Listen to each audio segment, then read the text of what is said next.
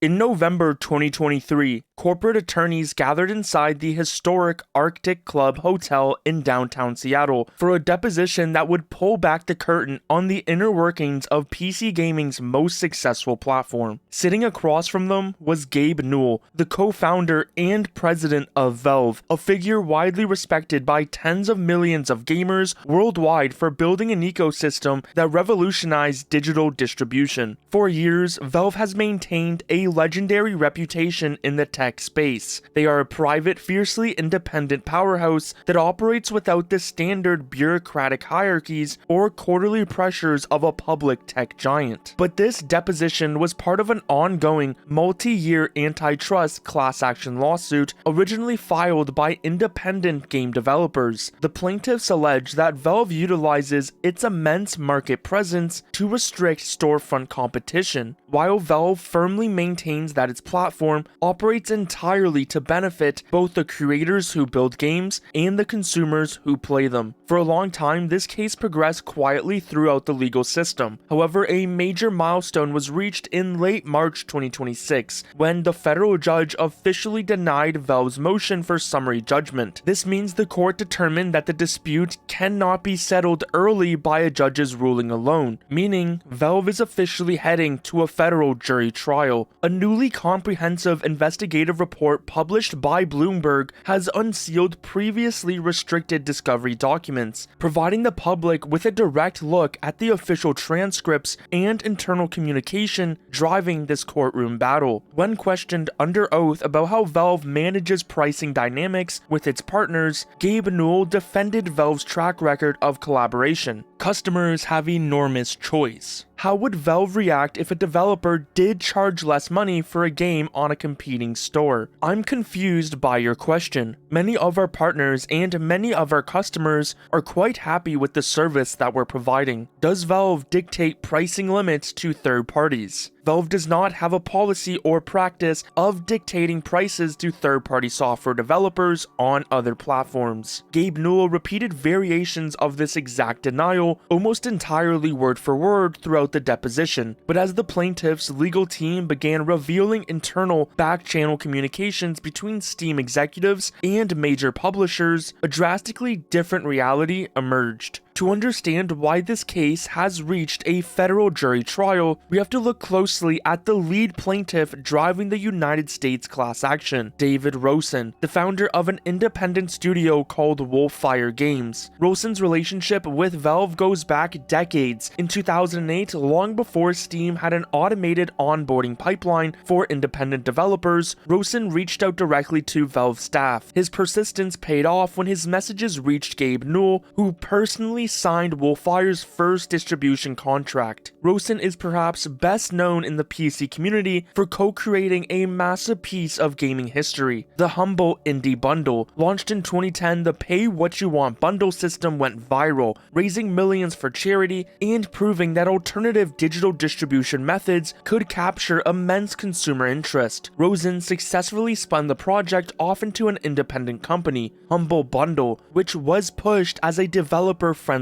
model. David Rosen constructed an alternative ecosystem designed to maximize developer profits. By 2018, structural shifts in the industry began causing friction. That year, Valve updated Steam's revenue split, offering a tiered system that lowered storefronts' fees to 20% for massive AAA titles that brought in tens of millions of dollars in revenue. Independent creators, however, remained at the standard 30% commission baseline. But to understand Valve's perspective, we have to remember the context in which Steam was built. When Steam launched in the early 2000s, physical retailers and distribution warehouses routinely swallowed more than half of a game's retail price. For developers, shifting to digital distribution via Steam was an absolute game changer. For that 30% cut, Valve wasn't just hosting a download link like some will frame it. They handle global server upkeep, international payment processing, complete customer support support networks, account billing, and robust fraud protection. They constantly rolled out developer-friendly innovations, including seamless automated software patching, global matchmaking APIs, community hubs, the Steam Workshop for modding, and eventually Proton. For thousands of creators, a 30% cut was an incredible bargain for an all-in-one infrastructure. However, David Rosen wanted to leverage Humble Bundle's low overhead to sell his studio's game, Overgrowth, at a direct discount on the Humble storefront. According to Rosen's blog post and subsequent legal filings, Valve informed him that if he sold the game for a lower price on a competing storefront, the game could be removed from Steam entirely. This brings us to the absolute core of the antitrust case, the price parity guideline. From the plaintiff's perspective, this guideline restricts a developer's freedom to offer competitive pricing on alternative sites. From Valve's perspective, price parity is a vital mechanism designed to protect the consumer. It ensures that gamers purchasing content on Steam are never penalized with higher prices or treated as second-class citizens compared to other storefronts. Valve argues it simply maintains a standard baseline of value consistency for its users. So while Valve and Wolfire fundamentally disagree on the intent behind these guidelines, the unsealed discovery files from the lawsuit provide an insightful look into how strictly Valve manages platform consistency with major industry partners. The unsealed records reveal a 2017 incident involving Ubisoft and their premier tactical shooter, Rainbow Six Siege. Valve's business team discovered that Ubisoft was offering a specialized $15 starter pack for the game exclusively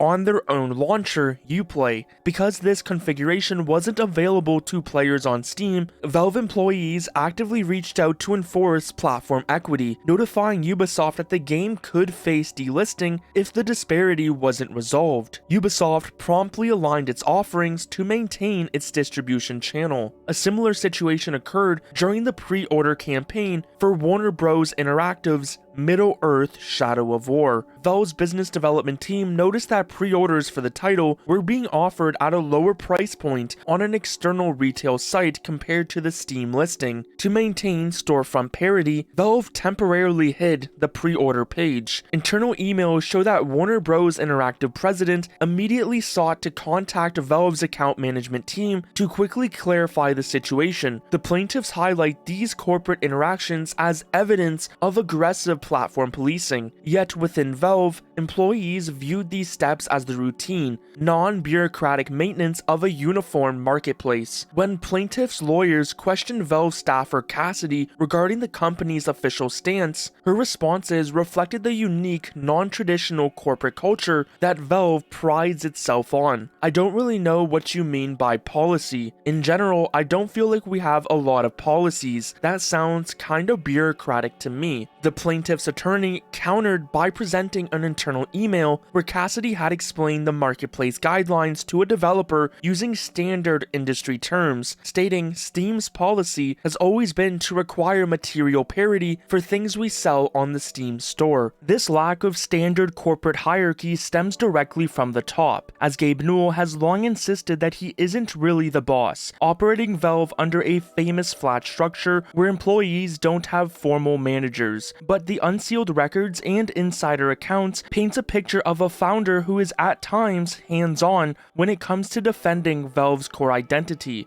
According to sources cited in the Bloomberg report, Gabe will periodically insert himself directly into major business operations to shoot down traditional corporate gatekeeping. In one internal debate regarding whether to allow explicit adult media onto the Steam storefront, Valve's general counsel Carl strongly advocated for stricter content moderation to protect the platform legally. Newell reportedly ripped into his own top lawyer, completely dismantling the bureaucratic hesitation with a single sentence. "What the fuck do I pay you for if that's your opinion?" To Newell, over-regulating the storefront or gatekeeping what developers could sell went completely against what Valve stood for, and that exact same uncompromising attitude is visible in how Valve handles its marketplace parity. In fact, the concept was so deeply deeply embedded in Steam's daily workflow that one internal communication cited in the Wolfire motion showed a business team member jokingly writing that he should get the parity clause tattooed across his back like the Declaration of Independence. It underscores just how foundational this principle is to Valve's storefront philosophy, and while regardless of the legal debates surrounding its guidelines, there is no denying that Valve's operational model has made it one of the most successful and efficient companies in tech history. Because Valve is privately owned, it does not release public earning reports, keeping its true financial performance speculative for decades. However, new data compiled by a research firm, Priveco Holdings, highlights the incredible scale of Steam's current operations. In 2025, Valve generated an estimated $5.2 billion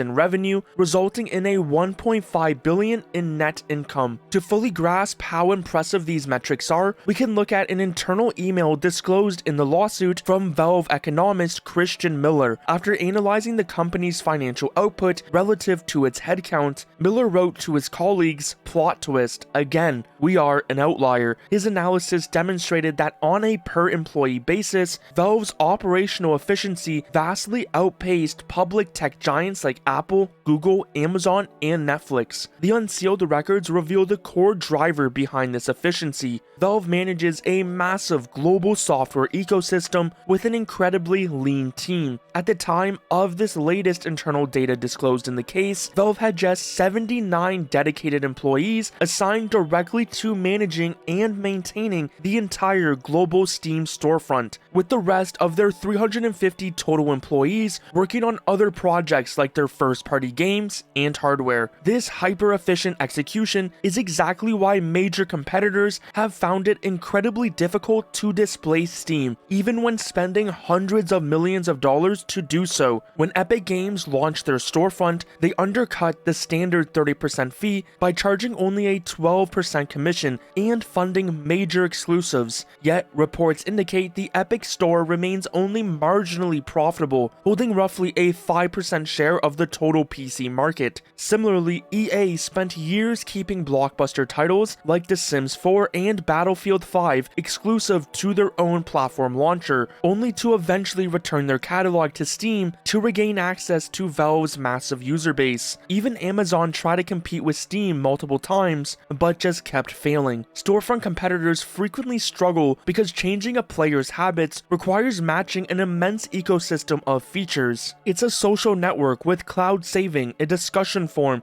and a digital archive housing decades of player history and friendship circles. As video game analytics CEO observed, Valve's long-term infrastructure investment has effectively made them the essential framework of the PC gaming landscape. What started as an isolated dispute between a handful of independent studios and a tech powerhouse has fundamentally transformed in scale. Official court documents reveal the U.S. District Court has certified this lawsuit as a massive class action representing approximately 32,000 PC game developers and publishers who have utilized the Steam platform or paid commissions to Valve since 2017. This means the outcome of this case doesn't just impact Wolfire Games, it actively dictates the economic future for tens of thousands of creators worldwide. The path to resolving this massive dispute changed significantly following the pivotal ruling in late March 2026. By denying Valve's motion for summary judgment, the federal judge determined that the core arguments from both sides cannot simply be decided on paper. Instead, this multi-billion-dollar antitrust battle is heading directly to a full-blown federal jury trial. Heading to a jury trial introduces a highly unpredictable dynamic for both Valve and the plaintiffs. Ordinary citizens will sit in a jury box to evaluate the inner workings of the PC gaming landscape. The jury will be tasked with looking at two completely different interpretations of market fairness. The primary objective for David Rosen and the 32,000 class members is a permanent court injunction. If the jury rules that Valve's storefront mechanisms are anti-competitive, a federal judge could legally order the complete removal of Steam's price parity guidelines. If that injunction is granted, the traditional boundaries of game pricing will dissolve. A studio would be legally free to list a game for $60 on Steam to accommodate the 30% platform fee, while simultaneously listing that same title for $45 on alternative platforms, although studies on this topic have found that the developers will use the lower fee for more profit rather than passing on the savings to the customer. The plaintiffs argue this change is vital for industry health, citing an Atomic Research survey where 72% of surveyed PC development managers explicitly viewed Steam's market position as an outright monopoly. What many miss is that Valve allows developers to generate an unlimited number of Steam activation keys completely for free. Creators can sell those keys